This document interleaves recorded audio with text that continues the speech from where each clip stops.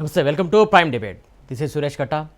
ఏదైతే చంద్రబాబు రిమాండ్ గడువు 2 రోజులు పొడిగించడం, అలాగే చకచక అలాగే సిఐడికి సంబంధించి కూడా వాళ్ళు కస్టడీ కోరడం, వాటికి సంబంధించి వాదనలు పూర్తవడం, వారికి కస్టడీ ఇవ్వడం, ఇవన్నీ చకచకా జరిగిపోతున్నాయి. కాకపోతే క్వాష్ పిటిషన్కి సంబంధించి ఎందుకు కొట్టివేయడం జరుగుతుంది? పదే పదే అదే జరుగుతుంది.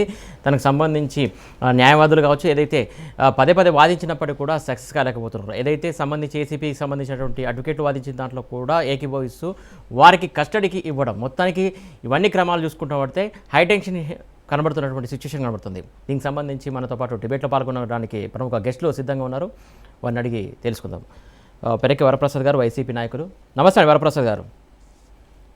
అలాగే టీడీపీ అధికార ప్రతినిధి మోసిన్ గారు. నమస్తే మోసిన్ గారు. అలాగే జనసేన నాయకురాలు మానస గారు ఉన్నారు. మానస గారు నమస్తే అండి. మరొక గెస్టు రాపోలు భాస్కర్ గారు కూడా మనకు జూమ్లో మరికొద్దిసేపట్లో జాయిన్ అవుతారు.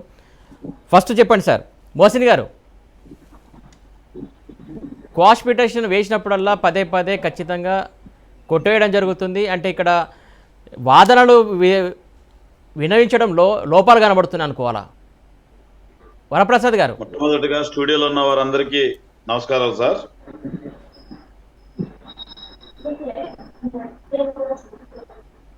చెప్పండి వరప్రసాద్ గారు. సార్,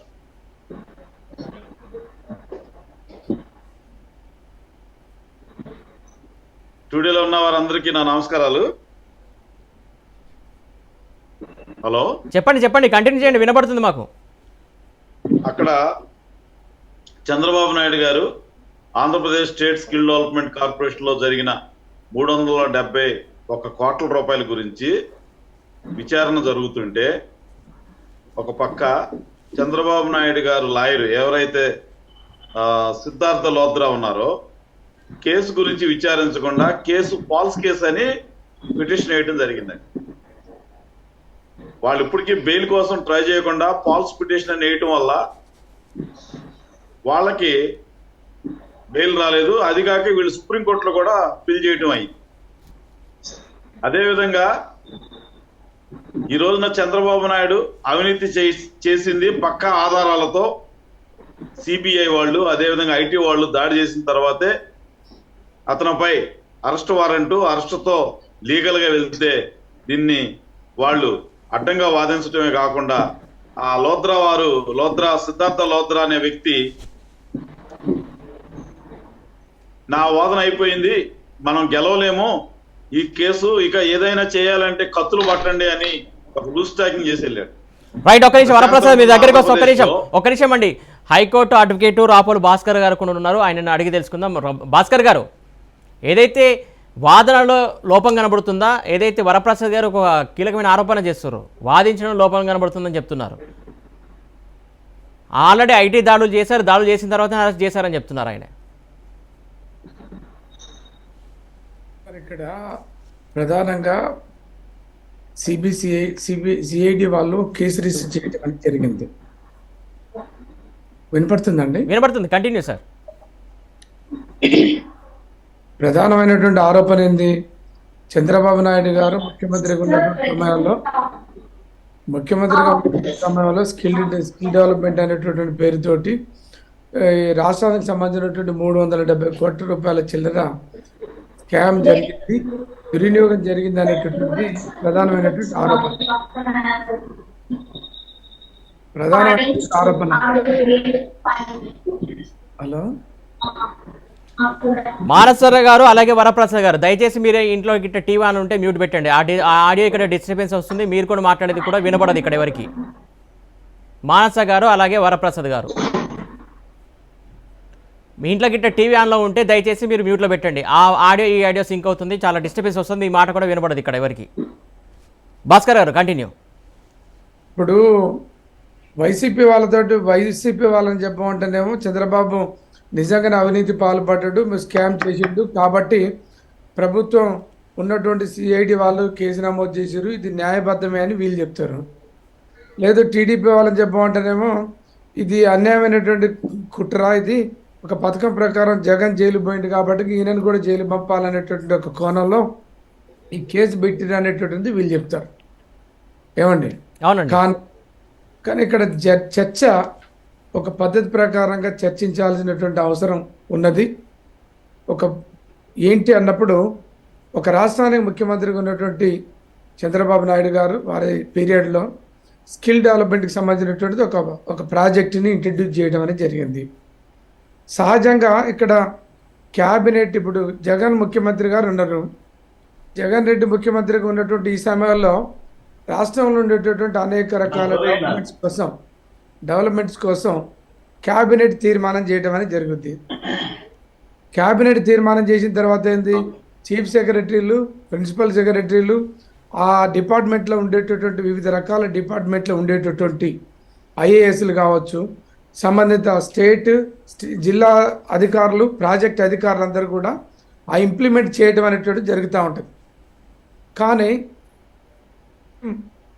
ఒక స్కీమ్ని అమలు చేసేటటువంటి క్రమంలో ఏదైనా తప్పులు జరిగితే ప్రిన్సిపల్ సెక్రటరీ కావచ్చు, చీఫ్ సెక్రటరీ కావచ్చు, దాంట్లో ఉండేటటువంటి ఐఏఎస్ అధికారులు కావచ్చు, వాళ్ళు బాధ్యత వహించాలి. వినపడుతుందండి? వినపడుతుంది, కంటిన్యూ అండి. వాళ్ళు బాధ్యత వహించాలి తప్ప ఒక ప్రజాప్రతినిధికి ఏం సంబంధం ఉంటుందండి? నిధుల దుర్వినియోగం జరిగింది అనంటే ప్యూర్లీ జరిగినటువంటి నిధుల దుర్వినియోగానికి చీఫ్ సెక్రటరీ కావచ్చు, ప్రిన్సిపల్ సెక్రటరీ కావచ్చు, ఐఏఎస్ అధికారులు దానికి బాధ్యత వహించాల్సినటువంటి అవసరం ఉంటుంది. అంటే గతంలో ఏదైతే ఐఏఎస్లను ఇరికించారో ఒక మాట భాస్కర్ గారు ప్రజలకు సంబంధించినటువంటి కొన్ని కార్యక్రమాలు చేశారు.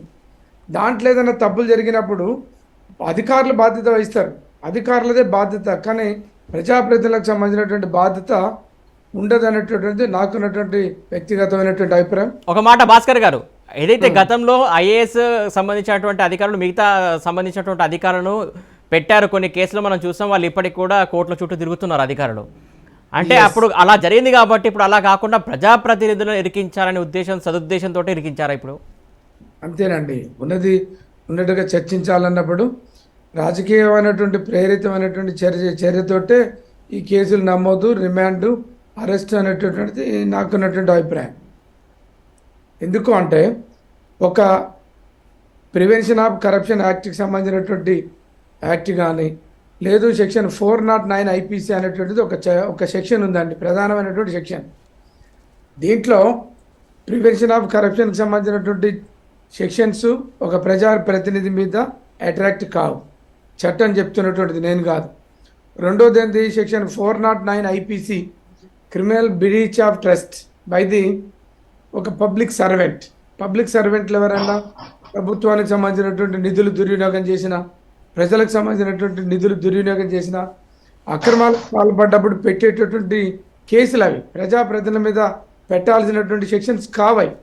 అయినా సెక్షన్ 409ను చంద్రబాబు గారి మీద పెట్టడం, 420 మిగతా ఐపీసీ సెక్షన్లు కూడా పెట్టడం, ప్రివెన్షన్ ఆఫ్ కరప్షన్కి సంబంధించినటువంటి సెక్షన్లు కూడా పెట్టడం అనేటువంటిది ఇదంతా ఒక రాజకీయమైనటువంటి ప్రేరేపితమైనటువంటి ఒక చర్యలాగా అనుకోవాల్సినటువంటి పరిస్థితులు వస్తూ ఉన్నాయి. అయితే section 17 prevention of corruption act క్లియర్గా చెప్తుందండి, ఏమని, ఒక ప్రజాప్రతినిధిని, ఒక మంత్రిని కావచ్చు, ఒక ఎమ్మెల్యేని కావచ్చు, లేదు ఒక ప్రతిపక్ష నాయకుని కావచ్చు, ఒక ముఖ్యమంత్రిని కానీ కావచ్చు, వాళ్ళని అరెస్ట్ చేసేటప్పుడు సంబంధిత సిఐడి అధికారులు పర్మిషన్ తీసుకోవాలి. రాష్ట్రంలో ఉండేటటువంటి రాష్ట్ర గవర్నర్ తోటి పర్మిషన్ తీసుకొని ఒక పద్ధతి ప్రకారంగా చట్ట ప్రకారంగా చేస్తే ఇంకా బాగుండేది. కానీ ఇవన్నీ పర్మిషన్ లేకుండా స్ట్రైట్ అవే అరెస్ట్ చేయటం, ఇవన్నీ కూడా కొంచెం ప్రేరేపితమైనటువంటి చర్యలాగా అనుకోవాల్సినటువంటి. ఓకే భాస్కర్ గారు, ఒక్క నిమిషం మీ దగ్గరకు వస్తా. వైసీపీ నాయకులు ఉన్నారు, వరప్రసాద్ గారు చెప్పండి. హైకోర్టు అడ్వకేట్ గారు భాస్కర్ గారు క్లియర్గా కొన్ని పాయింట్లు చెప్తున్నారు ఏదైతే సెక్షన్ సంబంధించి, కానీ ఇది ఇక్కడ రాజకీయ కోణంలోనే జరుగుతుంది అంటున్నారు, మీరేమంటారు? రాపోల్ భాస్కర్ గారు మాట్లాడినట్టు గవర్నర్ గారు పర్మిషన్ తీసుకోవాలంటున్నారు. చంద్రబాబు నాయుడు గారు ప్రతిపక్ష నాయకుడు, దానికి గవర్నర్ పర్మిషన్ అవసరం లేదు, స్పీకర్ పర్మిషన్ కావాలి. ప్రతిపక్ష నాయకుడు అంటే కేవలం ఆయన ఎమ్మెల్యే మాత్రమే. అదేవిధంగా ఆయన స్కిల్ డెవలప్మెంట్లో స్కామ్ ఎలా జరిగింది చెప్పకుండా గవర్నర్ పర్మిషన్ తీసుకోవాలి, స్పీకర్ పర్మిషన్ తీసుకోవాలి, ప్రధానమంత్రి పర్మిషన్ తీసుకోవాలి అన్న వ్యాఖ్యలు సరికాదు. ఎందుకంటే స్కిల్ డెవలప్మెంట్లో ఏదైనా ఒక వ్యక్తికి ప్రాజెక్ట్ ఇచ్చినప్పుడు వాళ్ళు స్కిల్ డెవలప్మెంట్ ప్రాజెక్టు ట్రైనింగ్లు చేసేటప్పుడు ఆ స్కిల్ డెవలప్మెంట్ బైలాస్ అన్ని నేను చదివానండి. అందులో ఏంటంటే first payment, second payment, third payment అని 3 ఉంటుంది. ఉదాహరణకి ఒక వ్యక్తికి, ఒక ఆర్గనైజేషన్కి పేమెంట్ ఇస్తే ఒకేసారి డబ్బులు ఇచ్చే రేట్, ఒకేసారి 370 కోట్లు ఇచ్చేది. ఉదాహరణకి ఒక ప్రాజెక్టు చేసినప్పుడు దాని ప్రాజెక్ట్ వాల్యూ 3 లక్షలు అనుకోండి, సింపుల్ గా 3 లక్షలు కూడా first bill, second bill, third bill అని 3 రకాలుగా బిల్లు ఇస్తారండి. ఫస్ట్ బిల్లు ప్రాజెక్ట్ స్టార్ట్ చేశాక ఇస్తారు, రెండో బిల్లు ప్రాజెక్టు మిడిల్లో ఇస్తారు, మూడో బిల్లు ప్రాజెక్ట్ అయిన తర్వాత వీళ్ళందరికీ ఎంప్లాయ్మెంట్ ఇచ్చారా లేదా, ఎంప్లాయ్మెంట్ ఎంతమందికి ఇచ్చారు, 70% ఎంప్లాయ్మెంట్ ఇస్తే మూడో బిల్లు ఇస్తారు. అలా ఇవ్వకుండా స్కిల్ డెవలప్మెంట్ కార్పొరేషన్ నుంచి ఏదైతే సెల్ కంపెనీకి 371 కోట్లు నేరుగా బదిలీ చేసి ఆ డబ్బుల్ని మళ్ళీ హవాలా రూపాన ఇండియాకి పిలిపించినప్పుడు దీన్ని నేరం అంటారా కాదా? అలాంటి నేరం చేసిన చంద్రబాబు నాయుడిని అరెస్ట్ చేస్తే తప్పేంటి? చంద్రబాబు నాయుడు ఇది ఒకటే కదండి, ఇప్పుడు దోమల మీద దండయాత్ర, దోమలు కొడుతున్నాయి జైల్లో అంటున్నారు. 100 రూపాయలండి మా ఈ నెట్. ఈ రోజున దోమల మీద దండయాత్ర 24వ తారీఖున సెప్టెంబర్ 19వ తారీఖున మీకు డేట్ తో సహా పంపిస్తాను. దోమలపై దండయాత్ర అని మా వెస్ట్ గోదావరిలో పీతల సుజాత గారు మాజీ మంత్రి, ఆవిడ మైనింగ్ ఉన్నాయి, ఆవిడ చంద్రబాబు నాయుడు గారు కలిసి ర్యాలీలు, సమావేశాలు, సభలు పెట్టి వేల కోట్ల రూపాయలు దుర్వినియోగం చేశారండి. దాదాపు ఎన్నో 300 కోట్ల రూపాయలు పైగా దోమలపైన దండయాత్ర, మేఘోమాదనం చేసి వానలు కురిపిస్తాం, సెక్రటరియట్ లో ఎండలు ఎక్కువగా ఉండే నీళ్లు కొట్టండి, ఎండలు చల్లార్చండి అని అధికారులను ఆదేశించడం. చంద్రబాబు నాయుడు లెగ్సిన కానించి ఆయన చేసింది మొత్తం కూడా లెగ్సిన కానించి అబద్ధాలతో మొహం కలిగేది వ్యక్తి ఎవరైనా ఉన్నాయంటే ఆయన చంద్రబాబు నాయుడు. అదే విధంగా కోట్ల రూపాయలు దుర్వినియోగం చేయడమే కాకుండా 118 కోట్ల రూపాయలు షాబూజు పల్లం అతను నేను ఒక ఫ్లోర్ కంటే ఎక్కువ కట్టనంటే కాదు 5-6 ఫ్లోర్లు కట్టమన్నాడు. ఈ రోజున టెంపరీ బిల్డింగ్లు కట్టి 1000 కోట్ల రూపాయలు, 2000 కోట్ల రూపాయలు దుర్వినియోగం చేశాడు చంద్రబాబు నాయుడు. మనం చూసాం నిన్న మోడీ గారు, గౌరవ ప్రధానమంత్రి గారు మోడీ గారు పార్లమెంటు 1200 కోట్లతో కడితే పర్మనెంట్ బిల్డింగు. అదేవిధంగా మన పక్క రాష్ట్రం కేసీఆర్ గారు 800 కోట్లతో పర్మనెంట్ సెక్రటరియట్ కడితే, ఈ మా గతంలో మాజీ ముఖ్యమంత్రిగా ఉండి నారా చంద్రబాబు నాయుడు గారు 2000 కోట్ల రూపాయలతో టెంపరీ బిల్డింగ్లు పెట్టారు. ఒకరోజు మా ఆంధ్రప్రదేశ్ వచ్చి చూడండి సార్, సచివాలయం ఏ శిథిలావస్థ ఉంది టెంపరీ సెక్రటరీ. అదేవిధంగా ఎన్ని వేల కోట్లు దుర్వినియోగం అయిందో మీకు తెలిసిపోతుంది. అదేవిధంగా అది దోపిడీ ఎలా జరిగింది, చంద్రబాబు నాయుడు అవినీతి ఎలా పాల్పడ్డాడు, హవాలా ఎలా సృష్టించాడు అన్నది మాట్లాడుతున్నారు. వరప్రసాద్ మీ దగ్గరకు వస్తే ఒక నిమిషం అండి, మీ దగ్గరకు వస్తే వరప్రసాద్ గారు, మోసిన్ గారు చెప్పండి. చంద్రబాబు గారు చేసిందంతా అవినీతిమయం, అంతా అడ్డదారిలో అభివృద్ధి చేశారంటున్నారు, నిజమంటారా? మోసిన్ గారు మీరు అన్మ్యూట్ చేయండి, మీ ఫోన్లో ఆడియో రావట్లేదు మాకు. ఇప్పుడు వస్తుందా సార్? ఓకే, మాట్లాడండి మోసిన్ గారు. ఓకే, నేను ఈరోజు ఏదైతే జడ్జిమెంట్ వచ్చిందో అది టోటల్లీ అన్ఎక్స్పెక్టెడ్. ఏదైతే జడ్జి గారు 2-3 రోజులు టైం తీసుకున్నారో మేము అనుకున్నాం రిపోర్ట్ అంతా అధ్యయనం చేసి ఆయన ఒక మంచి జడ్జిమెంట్ ఇస్తారని. ఏదైతే ఇప్పుడు చూసుకుంటే ఇట్లాంటిదే ఒక కేసు సుప్రీంకోర్టులో యడ్యూరప్ప గారి కేసులో గతంలో ఆయనకి రిలీఫ్ ఇవ్వటం జరిగింది. మళ్ళీ ఇవన్నీ పరిణామాలు చూసుకుంటే మేము ఒక మంచి జడ్జిమెంట్, మంచి రిలీఫ్ వచ్చిందని కోరుకున్నాము.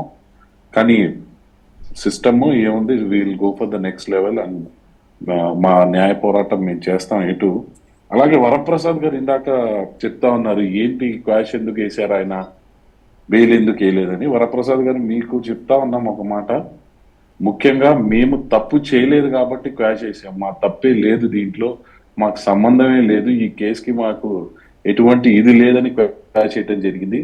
బెయిల్ ఎప్పుడంటే తప్పు చేసి అవును మేము దీంట్లో ఉన్నాం మాకు రిలీఫ్ కావాలన్న కేసులో జనరల్ గా ఇచ్చేస్తారు కాబట్టి ముందు మా తప్పేం లేదు, మా తరపు ఇది మేము చెప్పుకోవడానికి క్వాష్ చేయడం జరిగింది.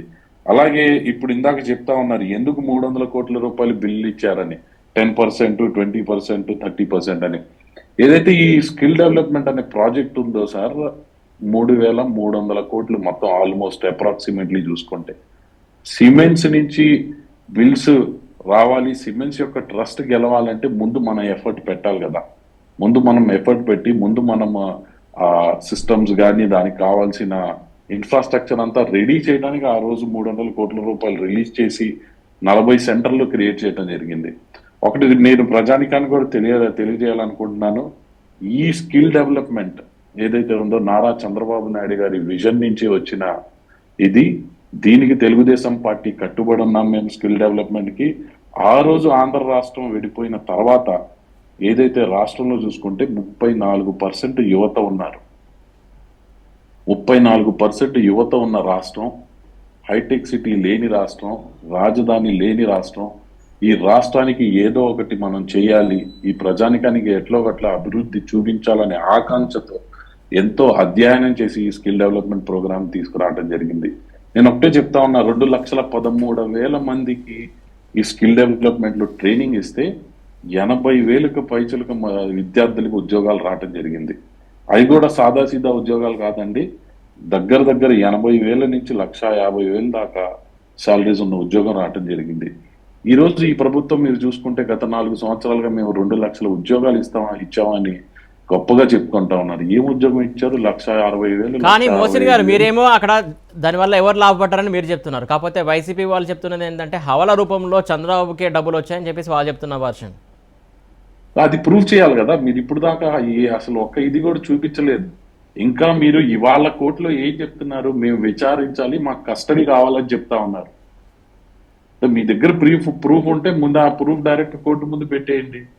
ప్రూఫ్లు ఏం లేవు, ఎట్లా కొట్ట ఇబ్బంది పెట్టాలి, ఎట్లా కొట్ల ఆయన్ని డిఫేమ్ చేయాలని దీని మీదే వీళ్ళ ఎజెండా కనపడతా ఉంది. కానీ మీ దగ్గర ఇప్పుడు 4.5 సంవత్సరాలుగా విచారించి మీరు ప్రూఫ్లు తేలేని వాళ్ళు ఇప్పుడు ఈ 2 రోజుల్లో ఏం తీసుకొస్తారని నేను ప్రశ్నిస్తా ఉన్నా. ఓకే మోసిన్ గారు ఒక్క నిమిషం. భాస్కర్ గారు సార్, మీ దగ్గరకు వస్తాం. మోసిన్ గారు ఒక్క నిమిషం ప్లీజ్. అడ్వకేట్ భాస్కర్ గారు ఉన్నారు. భాస్కర్ గారు, అంటే ప్రూఫ్లు లేకుండానే అరెస్ట్ చేసి తతంగం అంతా జరుగుతుందా, లేకుంటే ప్రూఫ్లతోటే ఆధారాలతోటే వాదనలు జరుగుతున్నాయి అనుకోవాలి ఇప్పుడు మనం? ప్రూఫ్లు ఉన్నాయా లేవా అనేటువంటిది మనం ఎక్కువగా చర్చించిన వల్ల వచ్చే ఉపయోగం లేదు. ప్రూఫ్లు ఉన్నాయని కేసు పెట్టినటువంటి అధికారులు చెప్తుండ్రు. Sir continue sir. ప్రూఫ్ ఉన్నాయి, మేము చాలా మందిని విచారించినాం, సరిపోయిన ఆధారాలతోటే మేము కేసు పెట్టినాం అనేటటువంటిది సిఐడి అధికారులు చెప్తున్నారు. ముఖ్యంగా ఏదైనా ఒక కేసు నమోదు చేసినప్పుడు పోలీసులు చేయాల్సినటువంటి ప్రాథమికమైనటువంటి పనులు సంబంధిత అవి మంచియా చెడ్డయా, లేకపోతే నిరూపితమైనటువంటి కేసులా నిరూపితం కాని కేసులా, ఏది ఏమైనప్పటికీ సాక్ష్యాలు తయారు చేయడం పెట్టడం అనేటువంటిది పెద్ద పోలీసులు తెలుసుకుంటే సహజమైనటువంటి అంశం. అది పెద్ద ఇబ్బందికరమైనటువంటి అంశం ఏం కాదు. ఎవరి మీదైనా పెట్టవచ్చు, ఏదైనా పెట్టవచ్చు. ప్రూఫ్లు ఉన్నాయనేటటువంటి వాదన అధికారులు చేస్తుర్రు, లీవ్ అనేటటువంటి వాదన వీళ్ళు చేస్తారు. నేను ప్రారంభంలోనే చెప్పిన, ఇప్పుడు వైసీపీ నేతలను అడిగితే చంద్రబాబు దొంగ, లేకపోతే ఆయన చేయాల్సిన పని చేసింది కాబట్టినే పోలీసులు కేసులు పెట్టినని చెప్పేటటువంటి వాతావరణం వైసీపీ అధికారుల వైపు నుంచి లేదు, నాయకుల వైపు నుంచి వస్తుంది. టీడీపీ నాయకులు ఏం చెప్తారు? మా చంద్రబాబు ఏ రకమైనటువంటి తప్పులు చేయలేదు, ఇది రాజకీయమైనటువంటి ప్రేరేపితమైనటువంటి కుట్ర, లేకపోతే ఆ జగన్ జైలు పోయింది కాబట్టి కానీ ఈయన జైలు పంపాలనేటటువంటి కోణంలో ఇదంతా జరుగుతుందని చెప్తారు. ఇప్పుడు పొలిటికల్ పార్టీస్ ఎవరి వాదన వాళ్ళకుంది, ఎవరి సంబంధించినటువంటి స్టెప్స్ వాళ్ళు తీసుకుంటారు, జనంలోకి వెళ్ళిపోతా ఉన్నారు. అదొక భాగం.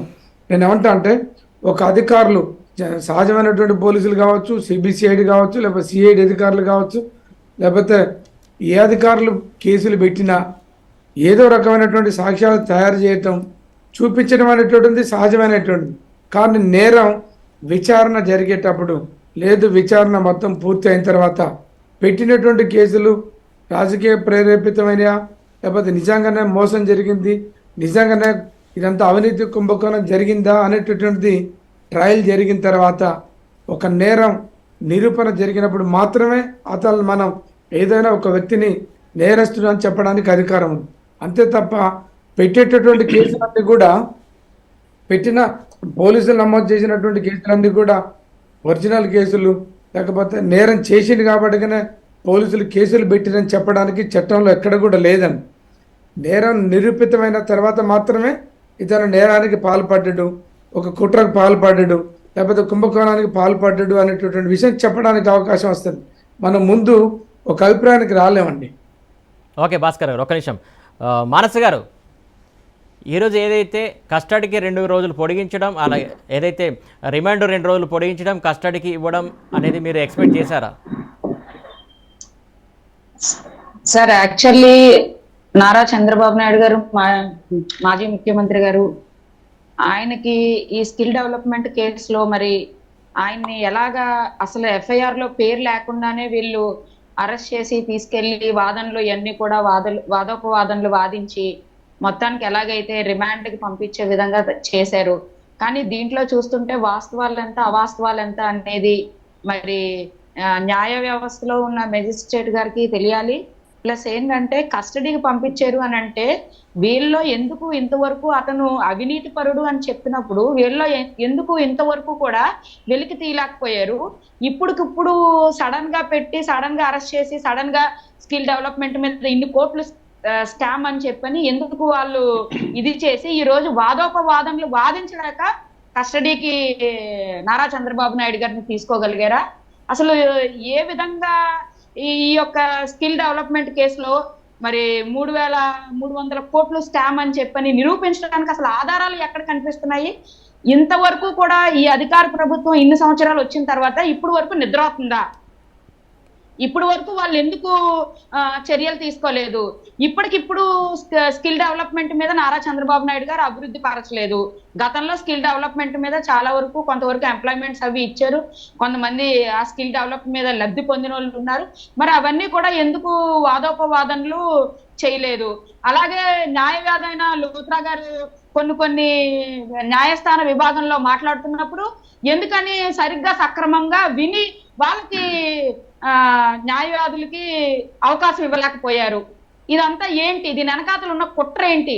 ఇప్పుడు జరుగుతున్న సిచ్యువేషన్ ఏంటి? ఇంకా మళ్ళీ భాస్కర్ గారు చెప్తున్నారు ఏందో ఒక్క నిమిషం అండి. రావుల్ గారు, భాస్కర్ గారు చెప్పండి. 4 రోజులు కస్టడీకి ఎందుకు తీసుకోవాల్సిన అవసరం వస్తుంది? ఒక్క నిమిషం రావుల్ గారు, అడ్వకేట్ భాస్కర్ గారు ఏదో చెప్పబోతున్నారు, చెప్పండి. భాస్కర్ గారు మీది మ్యూట్ లో ఉంది ఆడియో. లేదండి మీరు కానీ ప్లీజ్ క్యారీ ఆన్, కంటిన్యూ కానీ. ఓకే రావుల్ గారు కంటిన్యూ, మానస గారు కంటిన్యూ అండి. అదే అడుగుతున్నామండి, ప్రశ్నిస్తున్నాం ఇప్పుడు ఖచ్చితంగా. ఎందువల్ల ఈ స్కిల్ డెవలప్మెంట్ కేసులో ఉన్న ప్రూఫ్లు ఏవి?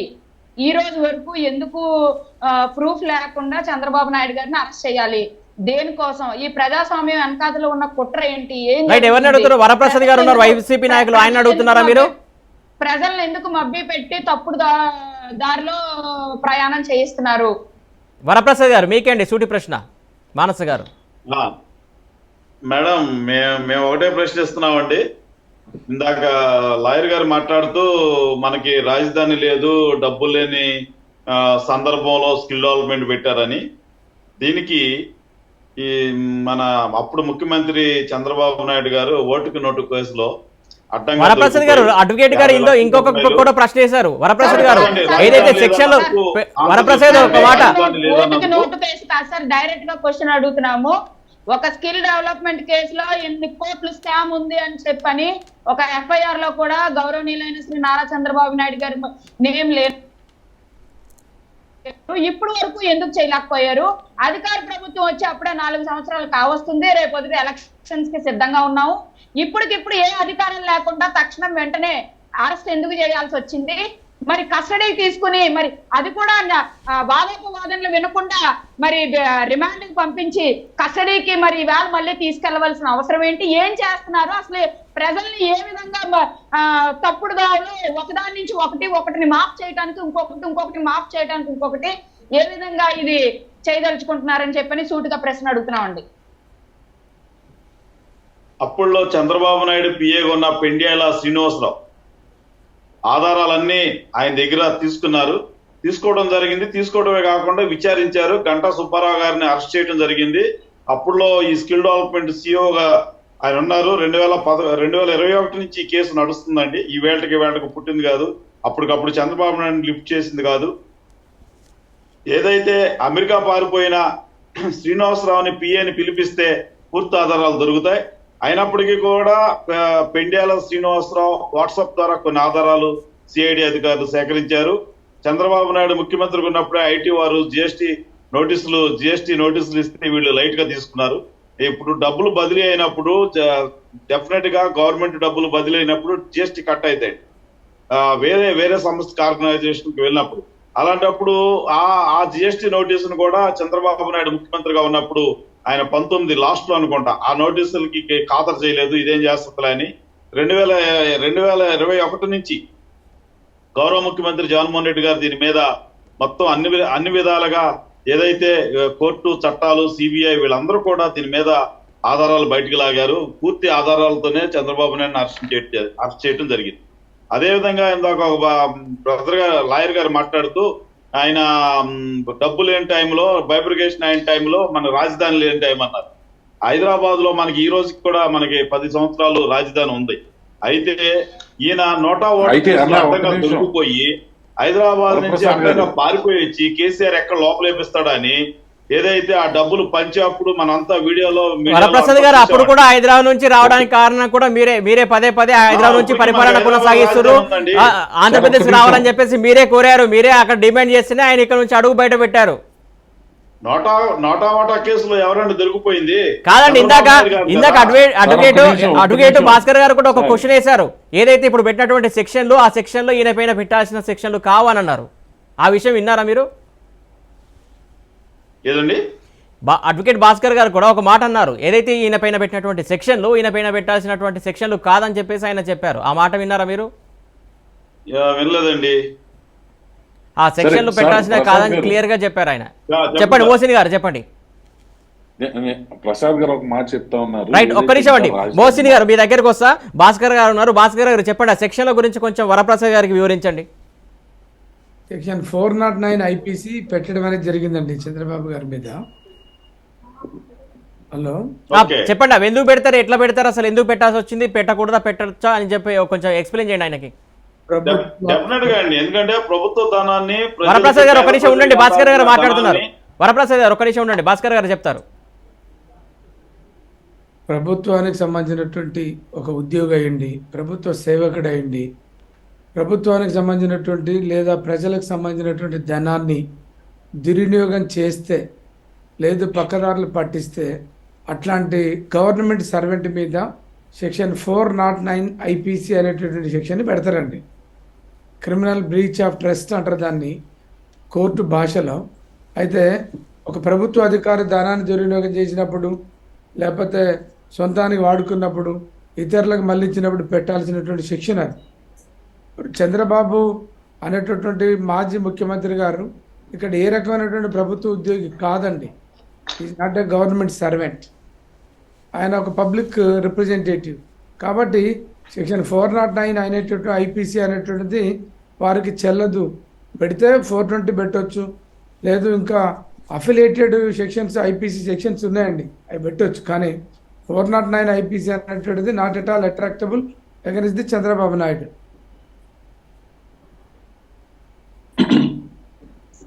రైట్, దీనికి సంబంధించి అధికారుల గురించి కూడా కొంత ఎక్స్ప్లెయిన్ చేశారు, ఐఏఎస్ సంబంధించి, అది కూడా చెప్పండి భాస్కర్ గారు. అదే ఇప్పుడు ఏదన్నా ఒక నేరం ఒక రాష్ట్రంలో ప్రిన్సిపల్ సెక్రటరీలు లేదు చీఫ్ సెక్రటరీలు లేదు ఐఏఎస్ జిల్లా కలెక్టర్లు వీళ్ళందరి పాత్ర ఏంటండి? ఏదైనా ఒక ప్రభుత్వం అధికారంలో ఉన్నటువంటి ప్రభుత్వం విధి విధానాలు నిర్ణయించి లేదు కొన్ని ప్రాజెక్టులు ఏదన్నా ప్రజలకు ఉపయోగపడేటటువంటి ప్రాజెక్టులు కట్టాలన్నో చేయాలన్నో ఒక నిర్ణయం తీసుకున్నప్పుడు దానికి ఫండ్స్కి కేటాయిస్తారు, డబ్బులు అలాట్ చేస్తారు. నిధులు అలాట్ చేసినప్పుడు ఆ నిధుల్ని ఇచ్చినటువంటి మార్గదర్శకాల ప్రకారంగా ఖర్చు పెట్టాల్సినటువంటి బాధ్యత ప్రభుత్వ అధికారులదండి, ప్రజాప్రతినిధి కాదు.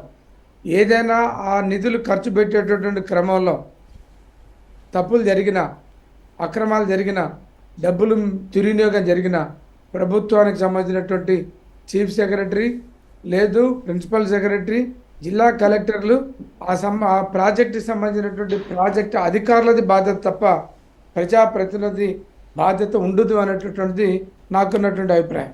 రైట్, వరప్రసాద్ గారు చెప్పండి. ఇప్పుడు ఏదైతే మన ప్లేడర్ గారు చెప్పినట్లు చంద్రబాబు నాయుడు గారు కూడా పెన్షన్ తీసుకుంటున్నాడు, జీతాలు తీసుకుంటున్నాడు. ప్రభుత్వ డబ్బు ఏదైతే దుర్వినియోగం అయిందో ఆ దుర్వినియోగం కింద ఆ సెక్షన్ పెట్టొచ్చు. ఆల్రెడీ అధికారులని విచారించారు, అధికారులను అరెస్ట్ చేశారు, చైర్మన్ అరెస్ట్ చేశారు, సిఇఓని అరెస్ట్ చేశారు. ఇది ఇప్పటికప్పుడు పెట్టిన కేసు కాదు. ఇది ఎప్పటి నుంచో పూర్తి సాక్ష్యాలు ఆధారాలతో ఏదైతే సిఐడి వారు పట్టుకున్న తర్వాతే జగన్మోహన్ రెడ్డి గారిని ఆధారాలతోనే అరెస్ట్ చేయడం జరిగింది. సీఐడితో పాటు ఏదో కరెక్ట్ చెప్పలేదు, జగన్మోహన్ రెడ్డి గారిని అరెస్ట్ చేశారంటున్నారు, ఏదో కరెక్ట్గా క్లారిటీ లేదు. ఒక నిమిషం భాస్కర్ గారు, ఆయన చెప్పిన దాంట్లో కరెక్టే ఉందంటారా? భాస్కర్ గారు చెప్పండి, అడ్వకేట్ గారు. నేను వైసీపీ వాళ్ళకు చెప్పినటువంటి పద్ధతిని నేను అనుసరిస్తలేను, లేకపోతే నేను టీడీపీని గాను వైసీపీని గాను. చట్టం పెట్టేటువంటి ఐపీసీ 409 అనేటటువంటిది ఏం చెప్తుంది అనేది మాత్రమే చెప్పింది నేను. ఇక అది వారి మాట్లాడేటటువంటి విధానం వారికి అర్థమవుతుంది, అంతే తప్ప నేను కామెంట్ చేయదలుచుకోలేదు. Okay right. మోసిన్ గారు చెప్పండి.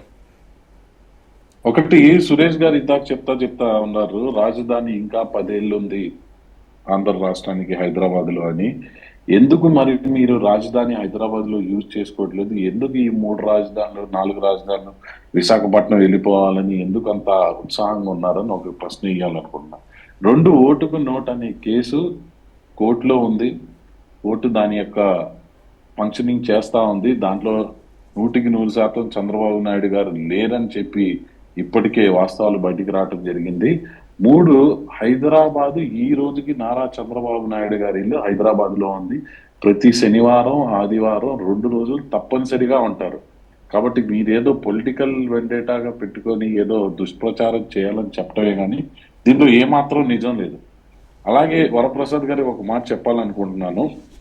ఏదైతే ఇప్పుడు మీరు చెప్తా ఉన్నారో ఆయన జీతం తీసుకున్నారు 409 అనేది ఇదని, కేవలం అన్ని రాజకీయపరమైన విమర్శలే కానీ ఎక్కడ ఒక్క పాయింట్ కూడా మీ దగ్గర ఇది లాఫుల్ గా లేదు. 2 స్కిల్ డెవలప్మెంట్ చూసుకుంటే సార్, సురేష్ గారు మీకు కూడా చెప్తా ఉన్నాను, ఈరోజు 80,000 మందికి యావరేజ్ గా చూసుకుంటే ₹1,00,000 జీతం ఉన్న శాలరీ వచ్చింది సార్. ₹1,00,000 జీతం ఉన్న వాళ్ళు మినిమం వాళ్ళ ఖర్చుల ద్వారా కానీ టీడీఎస్ ద్వారా కానీ 30,000 రూపాయలు ఈ దేశ ప్రభుత్వానికి ఇన్కమ్ ట్యాక్స్ ద్వారా వెనక్కి కడతా ఉన్నారు. సో ఈ స్కిల్ డెవలప్మెంట్ ద్వారా చూసుకుంటేనే మీరు ఒక్క మనిషి వచ్చి 30,000 రూపాయలు పర్ మంత్ ఈ దేశానికి ట్యాక్స్ రూపేణా చెల్లిస్తా ఉన్నారు. సో ఈయనైతే ఏదైతే ఈ రోజు ఈ ప్రభుత్వం ఇచ్చిన ఉద్యోగాలు ఉన్నాయో, ఒక్క స్కిల్ డెవలప్మెంట్ విద్యార్థి 6 మంది వాలంటీర్ల శాలరీ వెనక్కి మళ్ళీ దేశ ప్రభుత్వానికి కడతా ఉన్నాడు. ఇది తెలుగుదేశం పార్టీ యొక్క విజన్. ఏదైతే ఎంపవర్మెంట్ అన్నది నారా చంద్రబాబు నాయుడు గారు తీసుకున్నారో స్కిల్ డెవలప్మెంట్ ద్వారా, ఈ రోజు ఈ 80,000 మంది సంపాదిస్తున్న డబ్బు మళ్ళీ వెనక్కి వచ్చి మళ్ళీ దేశ అభివృద్ధికి రాష్ట్ర అభివృద్ధికి ఏదైతే మీరు వెళ్ళి లోన్లు అడుగుతా ఉన్నారో ఈ డబ్బు నుంచే, మీ ఇల్లు కట్టిన ట్యాక్స్, దేశ ప్రజలు కట్టిన ట్యాక్స్ నుంచే మీకు ఈ రోజు అప్పులు పుడతా ఉన్నాయని ఈ రాష్ట్ర ప్రభుత్వానికి తెలియజేయాలనుకుంటున్నాను. అలాగే ఈరోజు చూసుకుంటే ఎంతసేపటికి రాజకీయ పరమైన విమర్శలు, ఈరోజు అసెంబ్లీలో కూడా చూసుకుంటే మీరు వాళ్ళే మొత్తం సిఐడి అధికారుల్లాగా, మీరు పేర్నాని గారిని చూసుకున్నా, మధుసూదన్ రెడ్డి గారిని చూసుకున్నా, సిబిఐ అధికారులు వాళ్ళే, జడ్జిలు వాళ్ళేలాగా మొత్తం చదివేసి వాళ్ళే జడ్జిమెంట్ కూడా పాస్ చేసేస్తా ఉన్నారు. మేము ఒకటే చెప్తా ఉన్నాం, తెలుగుదేశం పార్టీ నుంచి ఈ రోజు కూడా మేము న్యాయాన్ని గౌరవిస్తున్నాం, చట్టాన్ని. రైట్. మోసిన్ గారు, మీరు అన్న పాయింట్కి ఒక మాట చెప్తాను, ఒక్క నిమిషం. భాస్కర్ గారు, ఏదైతే ఇవాళ అసెంబ్లీ జరిగిన తీరు చూసినట్లయితే చాలా చూసాము, వాళ్ళు మొత్తానికి లిస్ట్ అంతా పట్టుకొని చదివారు, సంబంధించి కేసుకు సంబంధించి అంతా చదువుతూ వస్తున్నారు. అయితే ఏదైతే వాళ్ళే పదే చెప్తున్నారు వైసీపీ నేతలే, దీనికి సంబంధించి కేసు కోర్టులో వాదనలు వినిపించాలి, కోర్టులో చదవాలని. కాకపోతే ఇవాళ వైసీపీకి సంబంధించినటువంటి ఎమ్మెల్యేలు, మంత్రులే స్వయానా కోర్టు అసెంబ్లీలో చదువుతున్నటువంటి సిచ్యువేషన్, దీన్ని ఎట్లా చూస్తారు? ఒక అడ్వకేట్గా చెప్పండి. ఇప్పుడు వాళ్ళు ప్రజాప్రతినిధులు అండి, అసెంబ్లీలో మాట్లాడచ్చు, అసెంబ్లీ బయట మాట్లాడచ్చు, లేకపోతే ఏ రకమైనటువంటి మీటింగులైనా వాళ్ళకి ఇష్టం వచ్చినటువంటి పద్ధతులలో మాట్లాడవచ్చు. వాళ్ళకు రాజ్యాంగం హక్కులు కల్పించింది, విమర్శ చేయొచ్చు, ఒక ప్రతి విమర్శ చేయొచ్చు, సద్విమర్శ చేయొచ్చు. వాళ్ళు మాట్లాడినటువంటి విధానం మీద చర్చ జరపడం అంత పెద్ద ఉపయోగకరం కాదనేది నా అభిప్రాయం. కావచ్చు, కాకపోతే సంబంధించినటువంటి జిరాక్స్ కాపీలు కావచ్చు, ఇక్కడ సిఐడి అధికారులు కావచ్చు, ఏసీపీ కోర్టులో ఏం జరుగుతుందని కూడా ఎట్లెట్లున్నది, దీని మీద ఎవరెవరు ఎక్స్ప్లెయిన్ చేశారని కూడా క్లియర్ కట్ గా చెప్తున్నటువంటి పరిస్థితి. అసలు ఆ కాపీలు అక్కడ ఎట్లా వస్తున్నాయి, ఏంది అసలు చేయకూడదంటే? కోర్టులో జరిగేటటువంటి ప్రతి వాదన, కోర్టులో జరిగేటటువంటి ప్రతి ఇష్యూ కోర్టు మాట్లాడినటువంటి ప్రతి మాటలు, అడ్వకేట్లు మాట్లాడినటువంటి ప్రతి మాటలు, బీయింగే ఒక కోర్టు సబ్జుడైజ్ అండి. ఒక కోర్టు ప్రొసీడింగ్ జరుగుతున్నప్పుడు దాని మీద మనం ప్యారలల్గా కామెంట్ చేయడం కానీ లేకపోతే ఆర్గ్యుమెంట్స్ మనం చెప్పడం అనేటువంటిది కూడా అది కరెక్ట్ కాదు. చెప్పండి. దానికి ఒక ఇప్పుడు రైట్ ఆర్ రాంగ్ ఒక కేసు రిజిస్టర్ చేసారు అధికారులు, దాని మీద ఇన్వెస్టిగేషన్ చేస్తున్నారు. అధికారులు చేయాల్సినటువంటి పని వాళ్ళు చేస్తున్నారు. ఒక ఒక ఒక కేసులో ఉన్నటువంటి ఒక వ్యక్తికి ఒక ఎక్యూజ్డ్ అనేటటువంటి పదంతో పిలుస్తారు.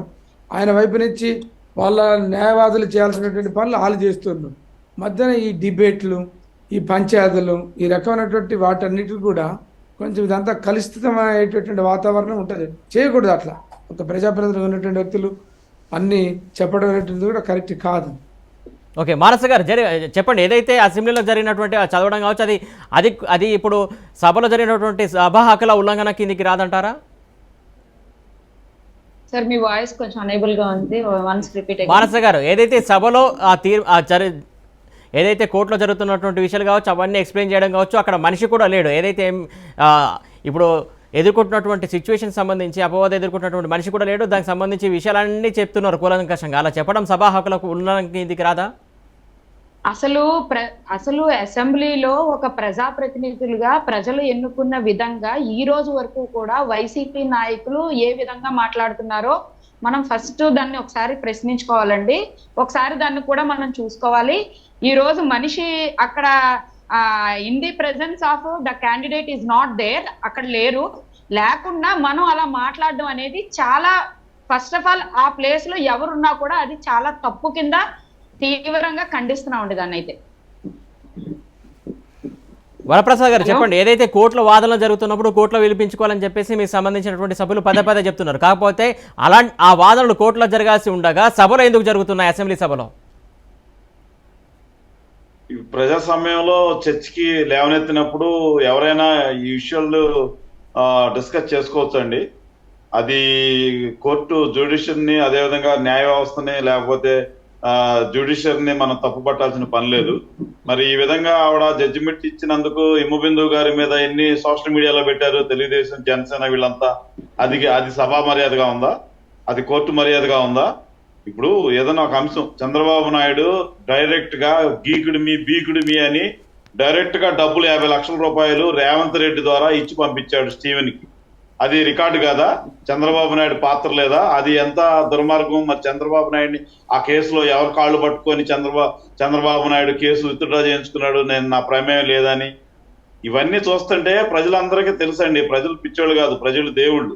ప్రజలు ఎవరికి ఎప్పుడు అధికారం ఇవ్వాలో ప్రజలకు బాగా తెలుసు. అదే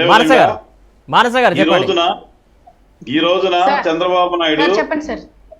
చంద్రబాబు నాయుడు మేము 3 ప్రాంతాలు అభివృద్ధి వికేంద్రీకరణ, పేదలకు ఇళ్ల పట్టాలు, ఇంగ్లీష్ మీడియం గురించి ఉద్యమాలు చేస్తుంటే తెలంగాణ నుంచి లాయర్లను తీసుకొచ్చి రాజేష్ రాంభట్ల ఇంకా కొంతమందిని తీసుకొచ్చి కోర్టులో పిల్లేయించి అడ్డుకున్నాడు. పేదలకు ఇంగ్లీష్ మీడియం ఇవ్వకూడదని ఆయన చేసిన ప్రజా వ్యతిరేక కార్యక్రమాలే ఈ రోజు ఆయన జైల్లో పెట్టాడు. అంతేకాకుండా పేదలకి ఇళ్ల స్థలాలు ఇస్తుంటే, అమరావతి ప్రాంతంలో ఇళ్ల స్థలాలు ఇస్తుంటే, అమరావతి ప్రాంతంలో అంట ఎస్సీ ఎస్టీ బీసీ మైనార్టీలు అగ్రవర్ణాలకి సమానంగా ఉండకూడదంట. సోషల్ ఇన్బ్యాలెన్సీ అని ఒక ఇది ఉంటది కనుక ఈ దళితులకి ఇక్కడ బీసీలకి ఎస్సీలకి ఎస్టీలకి ఇవ్వకూడదని ఆయన కోర్టులో పిల్లే. ఓకే వరప్రసాద్, ఒక్క నిమిషం. భాస్కర్ గారు ఏదైతే అసెంబ్లీ, భాస్కర్ గారు ఒక మాట్లాడండి. క్లియర్ గా కనపడుతుందండి. రైట్, ఒక్క నిమిషం అండి. మోసిన్ గారు ఒక్క నిమిషం చెప్పండి. మీరు ఈ రోజు మానస గారు కంటిన్యూ చెప్పండి. చంద్రబాబు నాయుడు గారు ఇచ్చిన ఇళ్ల పట్టాల గురించి, తర్వాత ఇంగ్లీష్ మీడియం గురించి, తర్వాత వీటి గురించి మాట్లాడి దానికి వ్యతిరేకం వల్లే ఈ రోజు వ్యతిరేకత అని చెప్తున్నారు. ఈ రోజు వరకు అధికార ప్రభుత్వంలో ఉండి జగన్మోహన్ రెడ్డి గారు ఇచ్చిన ఇళ్ల పట్టాలు, జగన్మోహన్ రెడ్డి గారు కేటాయించిన ఇళ్ల స్థలాలు ఈ రోజు వరకు ప్రజలకు ఏవైనా అందాయా?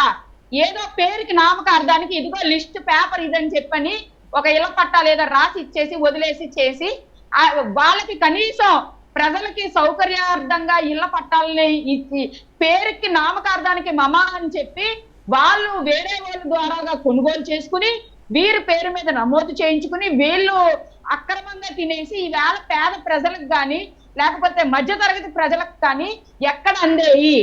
అదే విధంగా స్కూళ్ళల్లో ఉన్న ఇంగ్లీష్ మీడియం కానీ విద్యా వ్యవస్థ డెవలప్మెంట్ ఏది? ఫస్ట్ ఆఫ్ ఆల్ ఇన్ని విధాలుగా వరప్రసాద్ గారు చెప్తున్నారు, దయచేసి ఒకసారి ఇది కూడా పరిగణలోకి తీసుకోండి.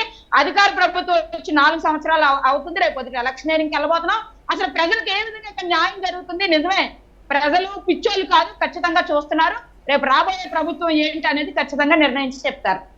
మోసిన్ గారు, సో వరప్రసాద్ గారికి ఒకటే చెప్పాలనుకుంటున్నాను, ప్రజలు ఏదైతే ఎవరికి ఇవ్వాలన్న వరప్రసాద్ గారు మేము ఛాన్సులు అడుక్కొని రాలేదండి.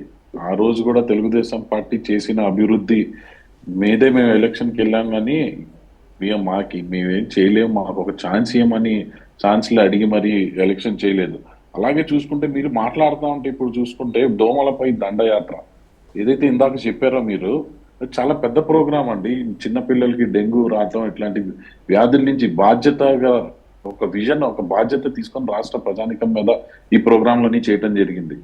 ఆ విజన్ మేము చెప్పేది అదే, పేరు కోసమో లేకపోతే పేపర్ యాడ్ కోసమో లేకపోతే రాజకీయ కోణంలో చూసి నాకు మంచి జరిగిద్దా అన్న దాని మీద ఏ రోజు తెలుగుదేశం పార్టీ పథకాలు చేయలేదండి. దోమలపై దండయాత్ర చేయాలంటే చేయాలి, 100% జనాలు ఆరోగ్యంగా ఉండాలని చేయాలి. అలాగే చెట్లు పెంచడం కానీ క్లౌడ్ సీడింగ్ కానీ ఇవన్నీ ప్రజల కోసం చేయడం జరిగింది. మా కోసమో రాజకీయంగా మేము ముందుకెళ్ళాలి, రాజకీయ ఒక బాధ్యతగా ఒక విజనరీగా ఈ రాష్ట్రానికి ఒక మంచి భవిష్యత్తు అందించాలనే విజన్తో ఇవన్నీ ప్రోగ్రామ్ ఇవన్నీ మీకు అర్థం కావు. ఎందుకంటే మీ రాజకీయం వేరు, మీరు 4 డబ్బులు తీసుకొచ్చి 4 కాంట్రాక్టర్లకు ఇవ్వాల్సిన డబ్బులన్నీ తీసుకొచ్చి మీరు మీ యొక్క పేపర్ యాడ్ల కోసం వాటి కోసం వాడుకుంటారేమో. కానీ తెలుగుదేశం పార్టీ ఎప్పుడు ప్రజల పక్షాన, ప్రజల కోసం, ప్రజల మంచి కొరకై మా యొక్క విధానాలు ఉంటాయని, ఈ స్కిల్ డెవలప్మెంట్ కానీ మీరు ఏదైనా తీసుకోండి, ఈరోజు ఏ పథకం చేసినా ప్రజల కోసం, యువత కోసమే చేశాం కానీ పేపర్ యాడ్ల కోసం చేయలేదని మీకు తెలియజేస్తా ఉన్నాము. అలాగే ఈ రోజు చూస్తే సార్, సురేష్ గారు చెప్పండి, ఒక్క నిమిషం తీసుకుంటాను సార్. ఈ రోజు చూసుకుంటే తెలుగుదేశం పార్టీ నిరసన తెలుపుతా ఉంటే లెగిసి ఏదైతే మంత్రులు చెప్తా ఉన్నారో, ఎందుకు మీరు సభని డిస్టర్బ్ చేస్తా ఉన్నారు, ఎందుకు ఇలా బిహేవ్ చేస్తా ఉన్నారని అందరూ ప్రజానికం, ఈ రాష్ట్ర ప్రజానికం గత 4.5 సంవత్సరాలుగా చూస్తానే ఉంది. అమరావతి బిల్లు వచ్చినప్పుడు మీరు ఎట్లా ప్రవర్తించారు, ఎవరెవరు ఎన్ని బూతులు తిట్టారన్నది క్షుణ్ణంగా టీవీలో రావడం జరిగింది. ఇప్పుడు వచ్చి దయ్యాలు వేదాలు వల్లించేలాగా ఈ రోజు ఏదో మేము మా అధ్యక్షుడిని అరెస్ట్ చేస్తే, నిరసన చేస్తే మీరు వచ్చి ఇలా చెప్తాను. అలాగే ఈ రోజు చూస్తే అన్ని సినిమా డైలాగులు తప్ప ఈ రోజు చర్చ అసలు ఒక్కటి కూడా పాయింట్ మీద జరగలేదని మీకు తెలియజేస్తా ఉన్నాను. మధుసూదన్ రెడ్డి గారు మాట్లాడుతా ఫ్లూట్ జింక ముందు ఊదు ఇవన్నీ సినిమా డైలాగులు చెప్తా ఉన్నారు. చెప్పటమే కాదు సురేష్ గారు, నాకు తెలిసి మీరు గమనించారో లేదో రాష్ట్ర ప్రజానికో, అది చెప్తా ఆయన ఒక మాట చెప్పారు, ఫ్లూట్ జింక ముందు ఊదు, జగన్ ముందు కాదు, జగన్ సింహం ముందు ఊదితే చచ్చిపోతామంట, జగన్ ముందు ఊదితే చచ్చిపోతాం. ఇది ఎక్కడికి వెళ్తున్నాం? మీరు చట్టసభల్లోనే అట్లా భయపెడితే ఇంకా సామాన్య ప్రజానికం ఎట్లా బతకాలని మిమ్మల్ని అడుగుతా ఉన్నాం. వరప్రసాద్ చెప్పండి, మీకే స్ట్రైట్ క్వశ్చన్. వరప్రసాద్ గారు మీకేంటి అడిగారు మోసిన్ గారు క్వశ్చన్.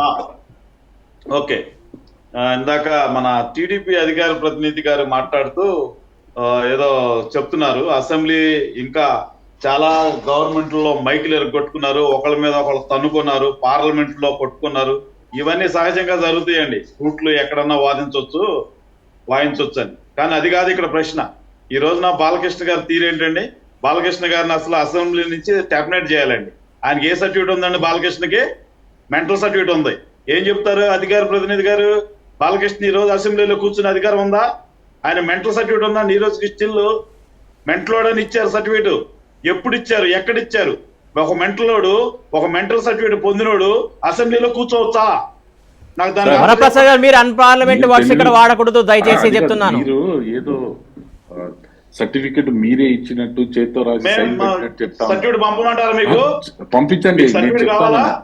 యాంగ్జైటీ చెప్పేదండి, డిప్రెషన్ మరియు యాంగ్జైటీ అన్నది ఈ రోజు అసెంబ్లీలో ఈల కొడతా ఏంటి సార్? నిరసన తెలుపుతా ఉన్నా మాకు మైకులు ఆపేస్తే ఎట్లా మాట్లాడాలి? మీరు 150 మంది ప్రశాంతంగా ఉన్నారు. తెలియజేసుకోండి. మీరు 150 మంది ఉన్నారు. మీరు 150 మంది ఉన్నారు. మైకులు ఉన్నాయి మీ దగ్గర. మైకులు తీసేసి అన్ని తీసేస్తే నిరసన ఎట్లా తెలపాలి? ఈ రోజు మీరు బాలకృష్ణ ఎలిజిబిలిటీ కాదో చెప్పమన్నాడు మన లాయర్ గారు అన్నారు. 100% లాయర్ గారు మీరు చెప్పండి, బాలకృష్ణకి మెంటల్ సర్టిఫికేట్ ఉంది, ఆయన అసెంబ్లీలో కూర్చుని అర్హత ఉందా? తక్షణమే ఈ రోజు నేను స్పీకర్ గారికి లెటర్ రాస్తా, బాలకృష్ణ టెర్మినేట్ చేయాలి. సర్టిఫికెట్ ఇవ్వటం ఎలా అన్నది. భాస్కర్ గారు ఒక మాట, ఏదైతే ఇప్పుడు 2 రోజుల కస్టడీకి ఇచ్చారో మాట్లాడుతూ కేసులు ఎవరేశారండి అంటున్నారు. ఈ రోజున అమరావతి ప్రాంతంలో ఇళ్ల పట్టాలు అడ్డుకున్నది ఎవరండి? ఒక్క నిమిషం వరప్రసాద్ గారు, ఒక్క నిమిషం అండి. ఎప్పుడు ఇచ్చారు మీరు? తెలుగుదేశం బాడీ తప్ప ఏమి కట్టలా. టిట్కో ఇల్లు బాడీ ఒక బాడీ మాత్రమే కనపడింది. టిట్కో ఇల్లు డ్రైనేజ్ లేదు, ఎలక్ట్రిసిటీ లేదు. ఆ ఇంటికంటే కూడా ఎక్కువ ఖర్చు అవుతుంది. చంద్రబాబు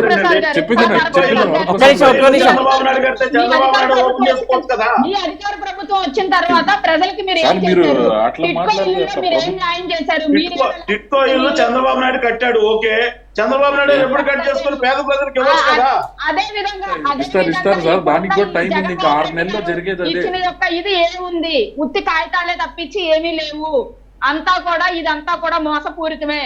రేపొద్దుట 6 నెలలు టైం దాటిన తర్వాత ఖచ్చితంగా మీ యొక్క అవినీతి అంతా కూడా బయటకు వచ్చి ప్రజలే చూపిస్తారు. ఎవరు చూపించలేదు. ఇక్కడే తెలుస్తుంది మీ తెలివి అమ్మా, ఇక్కడే తెలుస్తుంది. జగన్మోహన్ రెడ్డి గారు ఎక్కడా కూడా డబ్బులు నేరుగా ఖాతా ఏదైతే బెనిఫిషరీస్ ఉన్నారో వాళ్ళ అకౌంట్ లో జమ చేయడం జరిగింది. ముఖ్యమంత్రి జగన్మోహన్ రెడ్డి గారు ముఖ్యమంత్రి అయిన తర్వాత ఎక్కడ ఒక్క రూపాయి కూడా అవినీతి జరగలేదు అంటాకి ఇది ఒకటే నిదర్శనం. నేను సూటుగా ఒక ప్రశ్న అడుగుతున్నాను, చెప్పండి. నేను చెప్తున్నాను సార్, మీరు మానస గారు చెప్పండి ఏంటో. ప్రతి చోట కూడా అసలు ఒక నియోజకవర్గంలో ఉన్న ప్రతి మండలంలో కూడా ఏ స్కామ్లు ఉన్నాయో ప్రతిదీ కూడా రేపు 6 నెలల తర్వాత ఖచ్చితంగా బయట. ఈ అధికార ప్రభుత్వంలో ఉండి డెవలప్మెంట్ ఏది? ఇసుక మాఫియా ఎందుకు చేశారు? భవన నిర్మాణ కార్మికుల యొక్క పొట్టను ఎందుకు కొట్టగలిగారు?